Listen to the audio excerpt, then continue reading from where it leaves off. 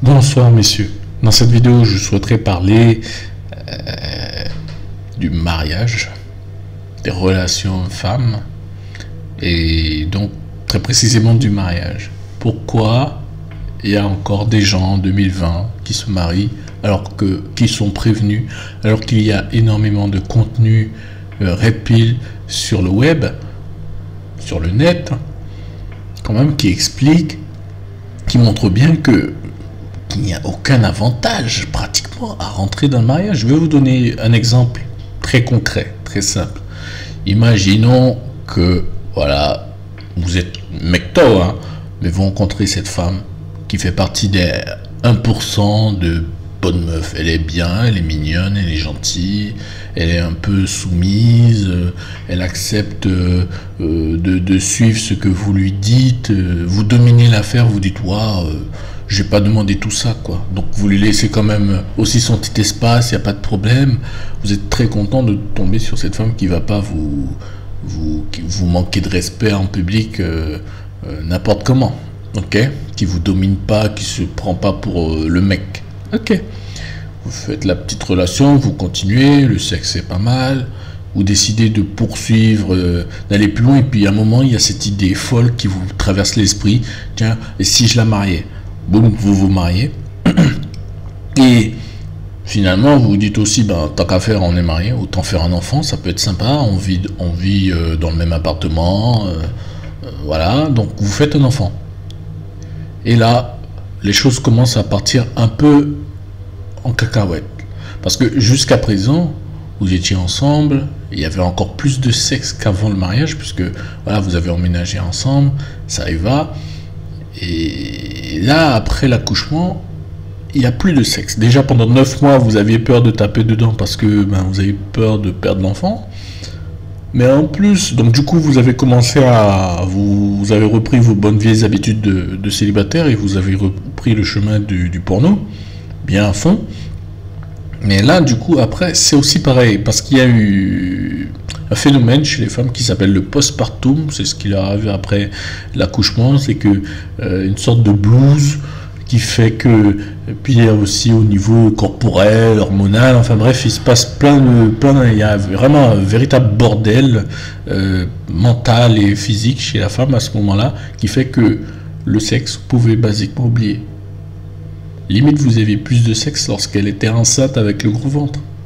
Le postpartum, ça peut faire qu'une femme ne veuille plus du tout vous toucher la bip, ok? Et que vous n'allez plus jamais rentrer votre truc dans sa bip, ok?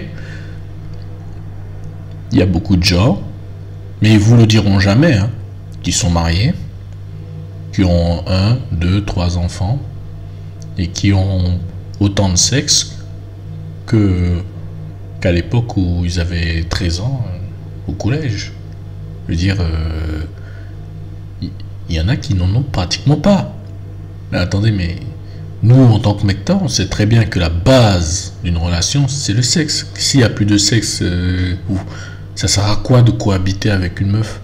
Ça sert à quoi? Vous retrouvez tous les jours, regardez cette femme qui ne vous donne plus de sexe, qui ne vous laisse plus toucher ses attributs. Et en plus, il faut pas regarder à gauche, à droite, il faut surtout pas répondre aux avances d'autres femmes à côté. Et si jamais vous le faites, vous devenez adultère. Le pire, c'est que elle n'hésitera pas à aller voir ailleurs, puisque le postpartum fait qu'elle est dégoûtée du géniteur de ses enfants. Comment c'est possible? Bref, elle regarde ailleurs, elle se trouve un autre monsieur. Et voilà, qui tape dedans, et vous êtes là, gentiment, vous payez tout ce qu'il y a à payer. Donc, vous voyez, vous ne devez pas sous-estimer ça. Les femmes n'ont pratiquement pas de libido, hein, et les choses s'aggravent après un accouchement. C'est pour ça qu'il ne faut pas toucher aux mères célibataires. La mère célibataire fait énormément d'efforts pour vous capter, pour capter vos ressources. Et une fois qu'elle vous a capté, qu'elle vous tient entre ses griffes, là c'est fini, plus de sexe. Par contre, des coups de casserole. Voilà. Comme mon cousin qui s'était marié avec une femme célibataire, cousin éloigné, mais bon, qui s'est mis avec une mère célibataire qui avait 4 enfants. Enfin, la sale histoire, quoi. Mais vous devez savoir qu'il y a tellement de misère sexuelle chez les hommes qu'il y a beaucoup d'hommes qui sont prêts à se mettre avec la première schlag qui traîne, qui traîne par là et qui dit oui, ok, allons-y, faisons une relation. Le problème, c'est que les schlags, ça vous emmènerait que des mycoses, la syphilis, la gonorrhée, les gonorrhées, là, toutes sortes de maladies sexuellement transmissibles, des problèmes et surtout votre porte-monnaie sérieusement allégé. C'est fini, la liberté. Il y a un humoriste américain, là, je regardais, donc vous avez juste à taper Mecta sur internet pour trouver ça, Mecta compilation, qui disait voilà, alors, d'un côté vous êtes célibataire, et de l'autre côté, vous matez du porno tous les soirs. Alias, l'homme marié. L'homme marié, il vit une misère sexuelle extraordinaire. Alors s'il vous plaît, faites comme l'affiche là justement de mon futur film. Fuyez le mariage, alias fuyez faites attention à tout ce qui est relation longue durée. Faites gaffe.